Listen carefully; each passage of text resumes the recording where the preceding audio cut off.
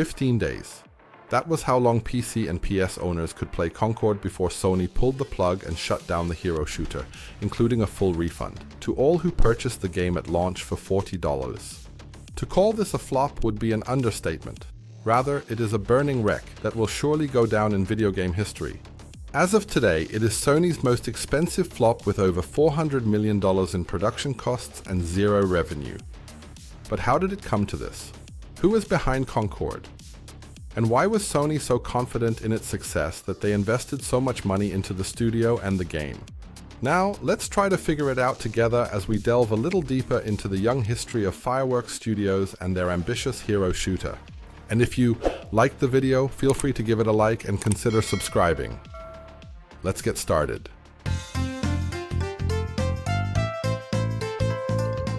Concord was released on August 23, 2024, for PC and PlayStation 5 as a first-party title. For Sony, the game was a tentpole project. The term describes the most important release of a film or video game of the year in the entertainment sector. It was the anticipated blockbuster that was supposed to not only bring in a lot of money, but also lead to further revenue. Open office in an expanded universe, film adaptations and merchandise. Internally, Sony spoke of dimensions similar to Star Wars. 12 days later, a press release from Fireworks Studios announced that Concord would be discontinued on September 6th. Buyers were to receive a full refund, regardless of whether they had paid the $40 that Sony charged for the game in the digital store or at their trusted retailer for a physical PlayStation 5 version. The tentpole project collapsed. The Star Wars fever dream ended in a financial disaster, with $400 million reportedly burned, according to insider reports. What had happened? In the first week after launch, the game had 697 active players on Steam, which was catastrophic for a new hero shooter, to put it mildly. The low player count was accompanied by below-average reviews and a general aversion from many PC and PlayStation 5 owners, who criticized the game for lacking any innovations, having uninteresting characters, and offering limited content that, in the era of Overwatch 2 and Apex Legends, both offered as free-to-play games, did not justify the asking price in any way. In addition, there was increasing resistance against the implemented content that aimed to ensure diversity, equality, and inclusion in Concord, which also extended to the appearance and preferences of various characters, and was not well received by many. But that's just the tip of the iceberg. Let's explore the question of what motivated Sony to invest so much money and significance into Concord. It was the first project of a new studio. How could Sony misjudge it so badly? To shed light on this matter, we need to look back to the year 2016. At that time, Ryan Ellis parted ways with his employer Bungie. Ellis was significantly involved as creative director in Destiny and left the development studio just before the completion of Destiny 2, which he had also helped shape. In 2018, he founded Fireworks Studios, which found a home under the umbrella of Probably Monsters, and here a small discrepancy arises. Various sources indicate that Concord was in development for 8 years, while Fireworks Studios was only founded 6 years ago. Either the statement about the development time of Concord is incorrect, or Alice was working on the idea of the hero shooter long before the founding of her own studio. Other Concord developers mentioned in various Discord chats that the development duration was 5 years, which would make more sense in the context of the studio's founding. Unfortunately, I could not verify either statement 100%. In any case, Alice was joined by several former Bungie colleagues as well as ex-employees from Activision and Infinity Ward, who found new positions at Fireworks Studios. With capable personnel who had previously worked on Halo, Destiny, and Call of Duty, the development of Concord began. And when you look at the mentioned titles, Fireworks Studios was bursting with potential. And now it gets interesting. Recently, Colin Moriarty, a former IGN journalist and co-founder of Kinda Funny, reported that he had extensively spoken with a Concord developer about the game's development. Its source reported that the game cost an astonishing $200 million by 2023, but gameplay was not even close to being finished or offering functional mechanics. In 2021, Sony stepped in and secured a publishing deal with Probably Monsters, the parent company of Fireworks Studios, although it is unclear how much this deal cost Sony. It is also unclear how the $200 million spent up to that point was distributed by early 2023, and whether Sony had already invested money into the project at that time. It remains unclear where the money went, especially since Concord had not even achieved MVP status by that time. MVP, by the way, stands for Minimum Viable Product in Product Development and refers to the status in the new development of a product where one speaks of a minimally usable and viable product. After $200 million, Concord was still not even functional on its own, which is just insane.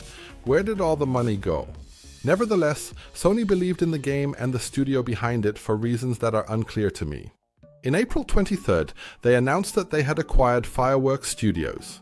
The amount of the transaction has not been disclosed. However, Moriarty's source claims that Sony invested an additional $200 million into the development of Concord after acquiring Fireworks Studios. It is unclear whether the acquisition sum is included here. According to Moriarty, however, the amount was necessary to elevate Concord to at least MVP status in order to generate some revenue.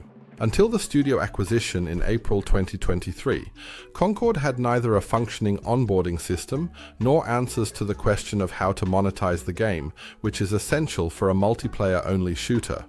On May 24, 2023, Concord was revealed in the form of a CGI trailer during the PlayStation Showcase. Further bits of information followed in the ensuing months, while the team behind the scenes was busy trying to turn Concord into the hero shooter that Sony envisioned. All of this happened in an environment that, according to Moriarty's source, was permeated by toxic positivity. Employees were reportedly prohibited from expressing any criticism regarding Concord. Complaints or suggestions for improvement regarding gameplay or character design were not tolerated by management, which ultimately leads to a result that delivers a dysfunctional product aimed at pleasing the executives, regardless of the quality or the inherent standards. The millions spent, a lot of time, and the support from other studios ultimately led to Concord being extensively presented to the public at the State of Play in May of this year. In addition to a lot of CGI content that introduced the playable characters and the universe, there were finally gameplay scenes that provided insights into the final product and strongly resembled Blizzard's Overwatch. 5 characters were revealed, with Concord set to launch in August with 13 playable figures. The high production value and the quite enjoyable gameplay lingered in the mind after the State of Play, before a beta launched in July 2024 to gather initial feedback. Unfortunately, this turned out to be relatively mixed. The good graphics, decent performance, and the Concord universe created by Fireworks Studios were praised. Unfortunately, players criticized the gunplay, the design of most maps, and the lack of innovations that were supposed to advance the genre.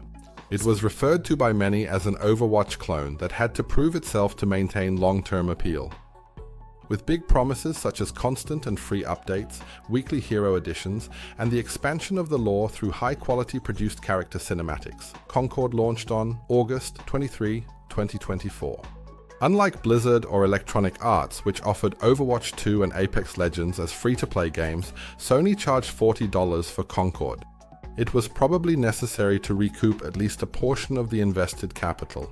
If the reports are accurate, Sony has invested at least $200 million in Concord, with the figure likely being higher when considering the publishing deal from 2021, the subsequent studio acquisition, and the marketing costs. Unfortunately, the shot backfired. Concord was penalized at launch with mediocre reviews that criticized exactly the issues that had already been noted negatively during the beta. Fireworks Studios failed to make Concord an interesting and innovative hero shooter. It felt more like a mediocre Overwatch clone that was thrown onto the market 8 years too late and contributed nothing to stand out from the mass of other hero shooters. Other free games were simply better and offered more content. And the content that was increasingly rejected by players did not necessarily contribute to generating fans for Concord. Rather, it had the opposite effect. On Steam, only 697 people played the hero shooter in its first week, which was disastrous and immediately showed that there was almost no interest. However, I do not want to deny Concord its qualities. Many players were pleased with a smooth and, above all, stable gaming experience, which is not a given for this type of game at launch. The high-quality animations recorded using motion capture techniques and CGI cinematics were also impressive. The created universe even made it into the upcoming Amazon series secret level, which certainly speaks to the quality of the game. Although I can already imagine that Sony parked the money bags at Amazon before the launch. In any case, it must have been quite a shock at Sony shortly after the release. The hit that was supposed to be Concord never materialized.